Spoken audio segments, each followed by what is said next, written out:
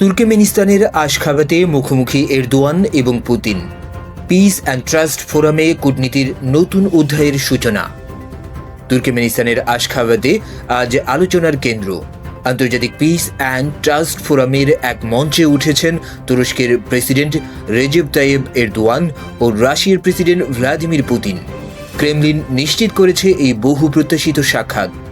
2025 সালের international year of the piece and trust উপলক্ষে আয়োজিত এই ফোরাম আন্তর্জাতিক নিরপেক্ষতা দিবস এবং তুর্কমেনিস্তানের স্থায়ী নিরপেক্ষতার 30 বছর পূর্তিকেও স্মরণ করছে। এখানে যোগ দিচ্ছেন 15টিরও বেশি দেশের রাষ্ট্র ও সরকার প্রধান। বিশেষ গুরুত্ব পাচ্ছে তুরস্ক ও মধ্য এশিয়ার অংশগ্রহণ। শুধু নেতারা নয়, জাতিসংঘ, আন্তর্জাতিক সংস্থা, গবেষণা কেন্দ্র ও সুশীল সমাজের প্রতিনিধিরাও হাজির। উদ্দেশ্য একটাই, রাজনৈতিক নেতৃত্ব, বিশেষজ্ঞ মতামত ও জনসমাজের দৃষ্টিভঙ্গিকে এক প্ল্যাটফর্মে এনে শান্তির ভবিষ্যৎ নিয়ে নতুন আলোচনা শুরু করা। আশখাবাতের এই মঞ্চ তাই আজ শুধু একটি ফোরাম নয়, আঞ্চলিক কূটনীতির এক সম্ভাব্য মোড় ঘোরানোর মুহূর্ত।